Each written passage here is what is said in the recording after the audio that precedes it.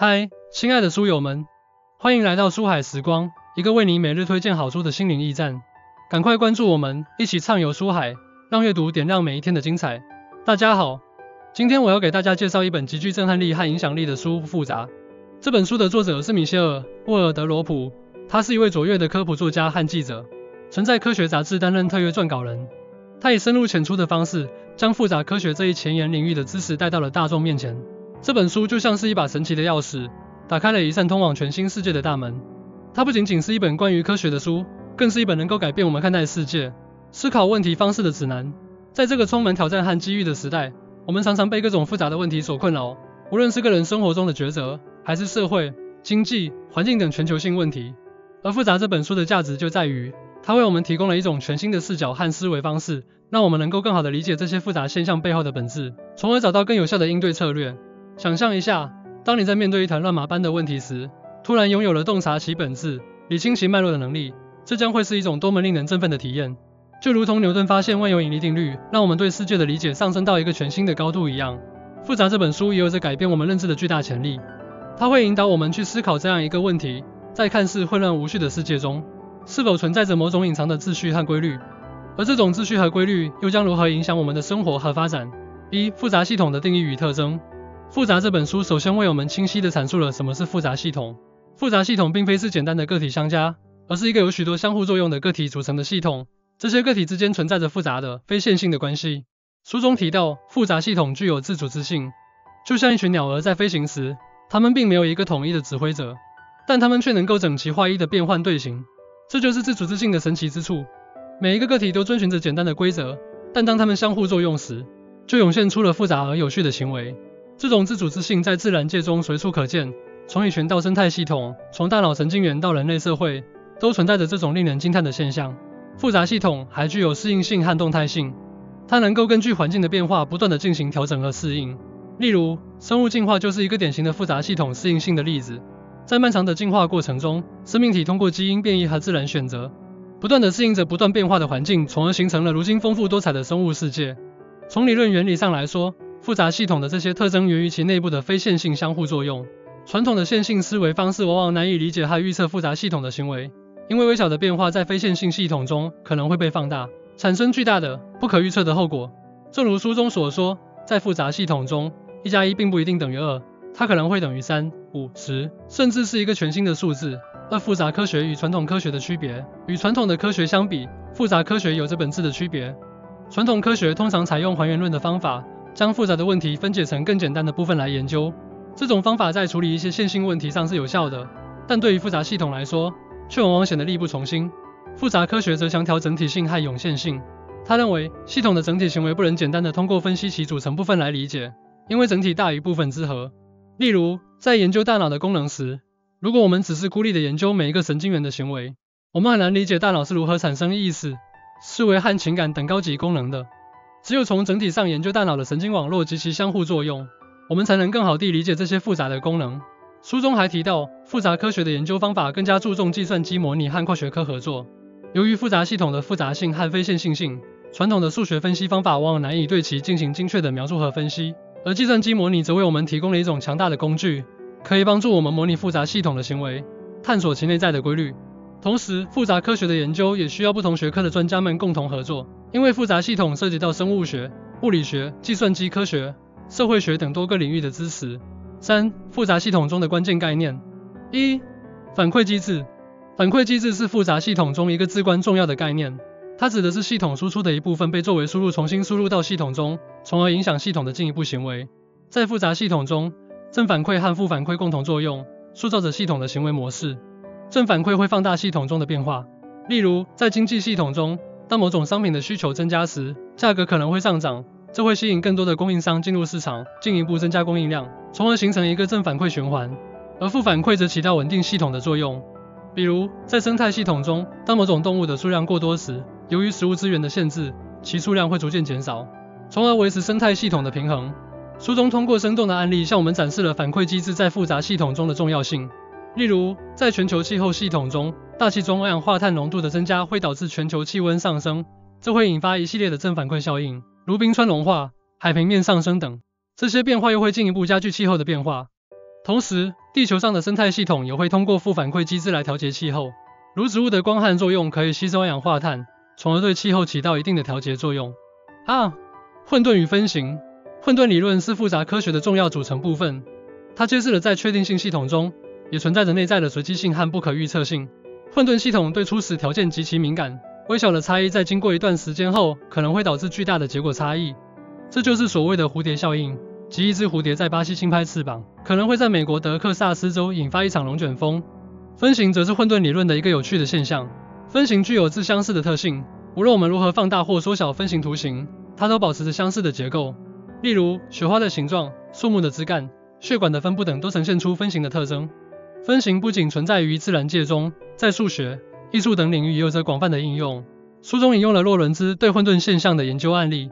洛伦兹在研究气象模型时，发现了一个简单的数学模型可以产生极其复杂和不可预测的行为。这一发现颠覆了人们对确定性和可预测性的传统观念，让我们对世界的本质有了更深刻的认识。3. 网络与节点。在复杂系统中，网络结构无处不在。从互联网到社交网络，从生物体内的基因网络到城市交通网络，网络结构在连接个体、促进信息传递和相互作用方面起着关键作用。节点是网络的基本组成部分，它们通过边相互连接，形成了一个复杂的网络结构。网络中节点的连接方式、节点的度分布、网络的拓扑结构等，都对系统的行为有着重要的影响。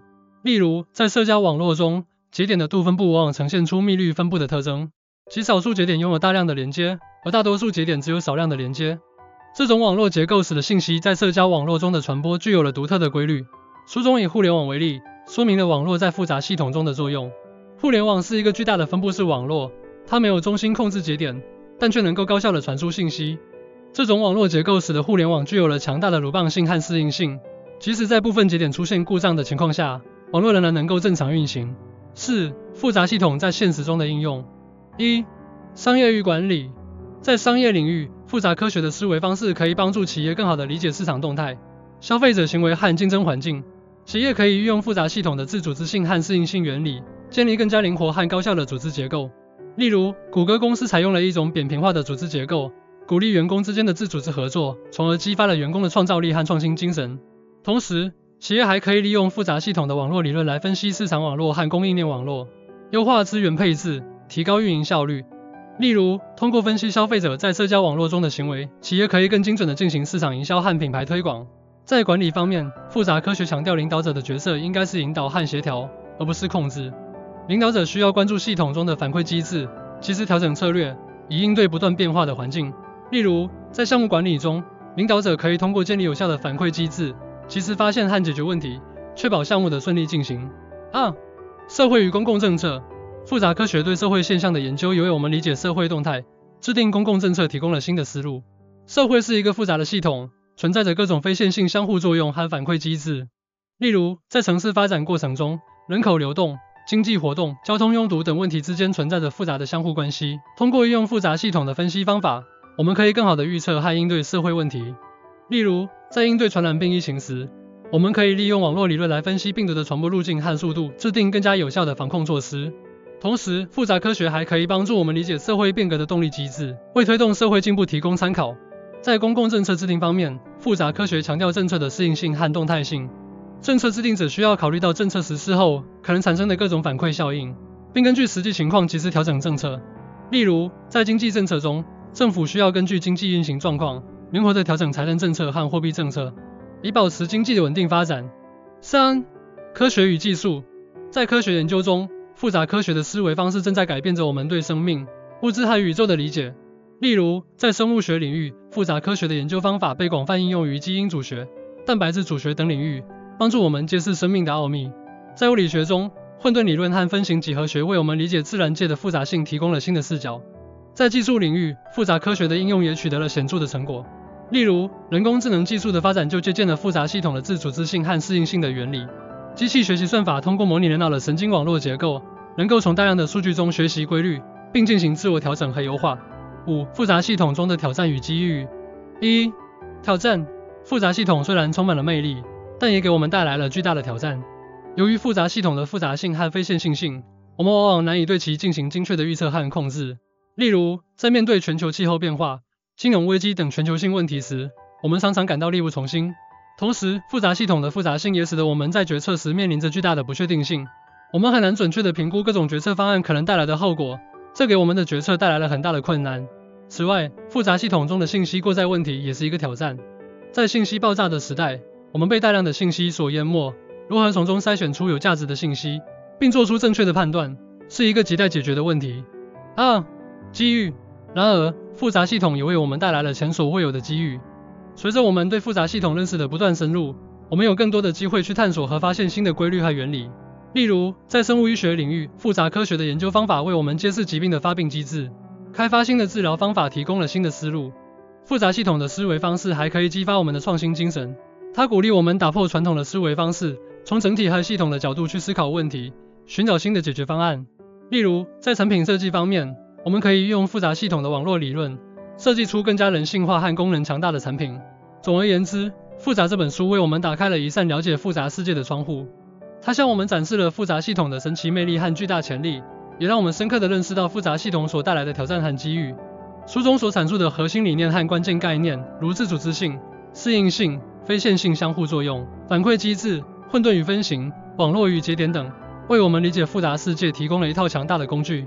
这些理念不仅在科学研究中具有重要意义，在商业管理、社会公共政策、科学技术等领域有着广泛的应用。